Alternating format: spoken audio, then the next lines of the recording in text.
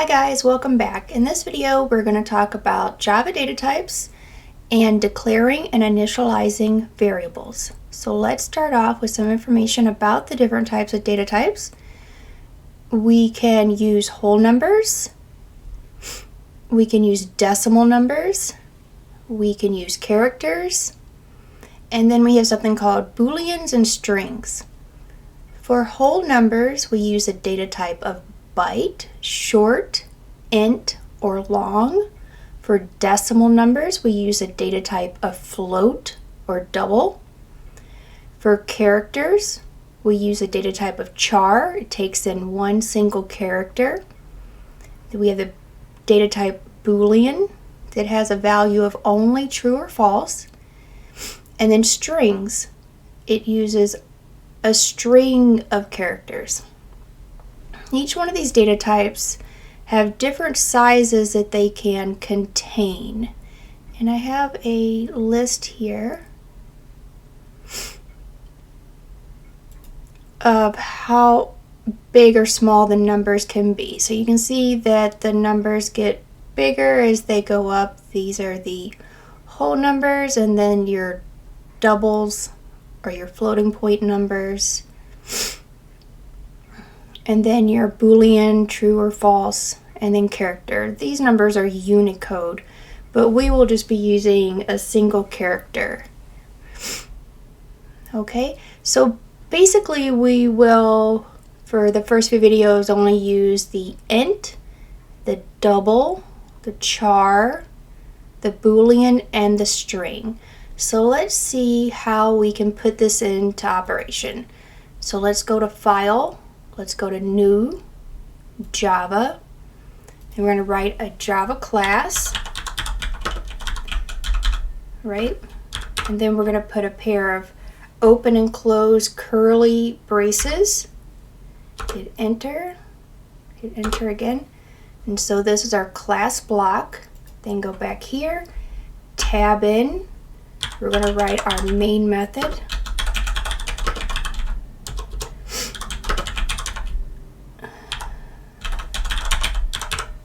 Alright, then we're going to do another pair of open and closing curly braces. Hit enter again. Okay, now we have our main method block. So here, let's tab in again. This is just to make our code look nice and neat and easily readable. So let's start with one of our whole number options. So you would type int, and then we need to have a variable name. We can name it whatever we want, it's our option. The only thing you want to remember is that you want to make it something meaningful. You want to think if someone else were to read my code, would they know what this variable name represents? So right now it's small programs and you know exactly what it is, but we have to think bigger. So okay, so here we have the data type of int, and we have given it the variable name myInt. And then we have put our semicolon, which is a statement terminator, at the end. So let's do one of our decimal numbers. Let's do double. And we want to give it a name. We can call it my double. And then put our statement terminator at the very end. If you wanted to do the char data type, you could go char. It doesn't always have to be my int, my double, my char. You can name it whatever you want. This is just an easy way for now. Okay.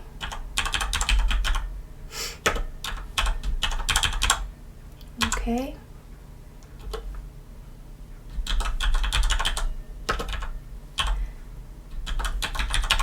So the interesting thing here is that the highlighted words are Java reserved words, and that means that they have a special purpose in Java and they can't be used in other places. And I have a list of the Java keywords here. So you can't use any of these words for naming your variables.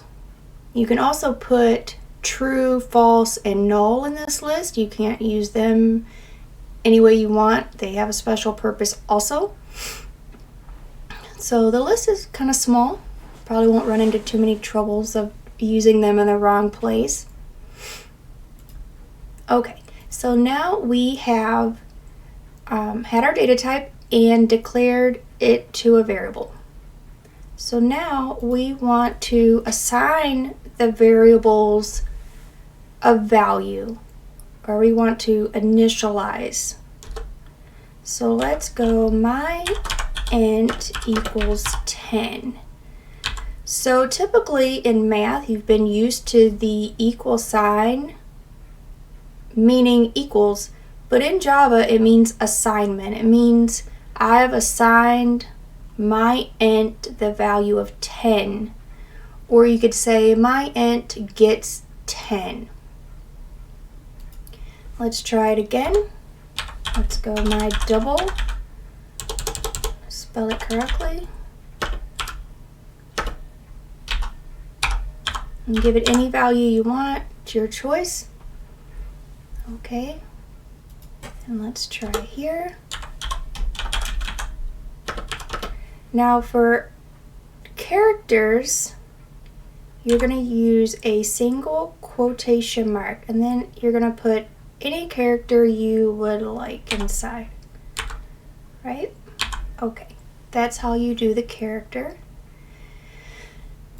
So for Boolean,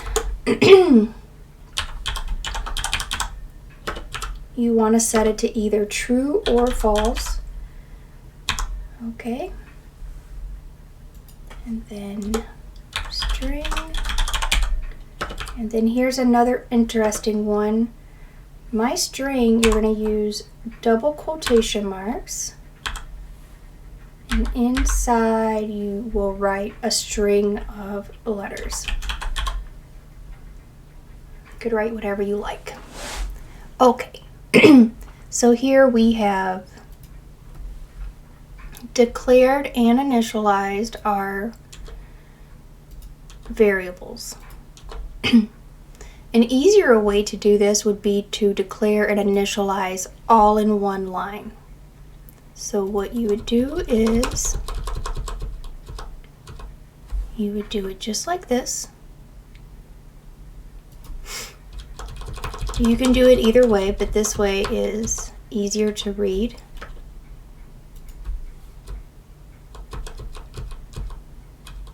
Okay. Oops. Okay.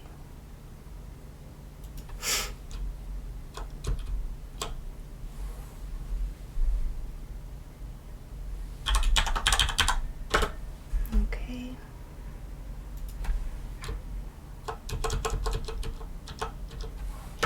Okay.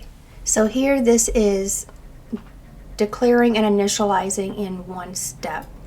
So if we wanted to print these out down here, let me show you how we can do that. So we're going to write system.out.println, have a pair of open and close parentheses, statement terminator. Inside, you can simply write the variable name like this. Okay. So first we need to save our program. So let's hit save. Let's hit save as, well, oh, we didn't name our program. Okay. Okay, every class needs a name. So you can name it whatever you like. Just remember that if you have more than one word, there's no space and each word is capitalized. Okay, so now let's hit save. Save. Okay, and then we're going to go to this plus sign, compile button, click that. It says everything is fine, operation complete. Let's go to the run button. Let's run it. And you can see that here when we put the variable name here, it printed out the value that we assigned to it. Okay, let's try it again.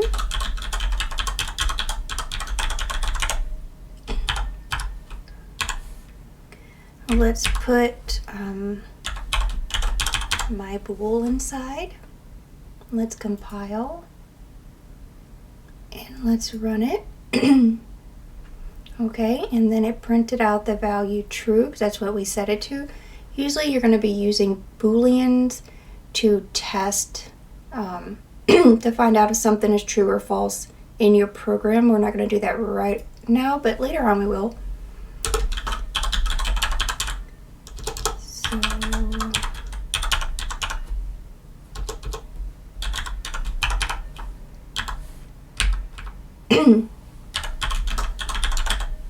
Okay, so compile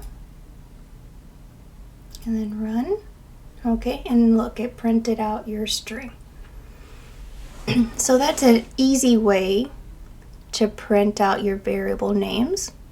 If you wanted to make it a little bit more interesting, from the last video we learned how to use strings. So let's do this. Let's get a pair of quotation marks. Inside the quotation marks we can write a string that we want to display below. So we could write my integer is, okay, and then here we have to do something called concatenation. We're going to put a plus sign and put a space. Okay, let's compile, let's run. Okay, you can see here that what I've written inside the quotation marks has been printed below, and you can also see that I made a space inside the quotation mark, and you can see that the space was replicated here. It's also replicated here, so otherwise it would have printed the 10 right next to the colon, so it makes it look nicer. The space here isn't necessary, it just makes it look cleaner and nicer. So when you declare a variable name in memory,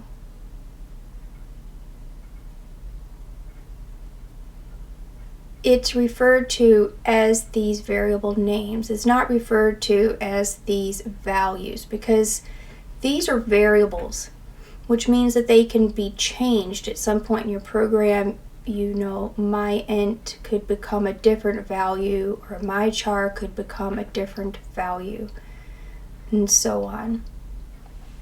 So you think of memory as like boxes, and labeled on the box is these variable names.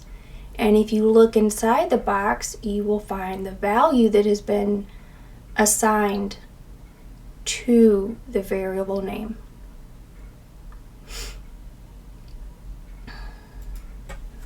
Okay, so we can try again to practice more with making strings. We can get our pair of quotation marks and we can write my boolean is, okay, and then we're gonna go over here, space. Now let's just go ahead and do it here also. You don't have to run and compile every time you make a change. You can do a few changes first. Okay. If you try to do this and it doesn't work, try to check and make sure that you have put this plus sign. It's important. Okay, everything's fine. Let's run. Okay, so you can see here that it has printed out the strings also. And that's it for this video. Thank you very much for watching, and I'll see you in the next video.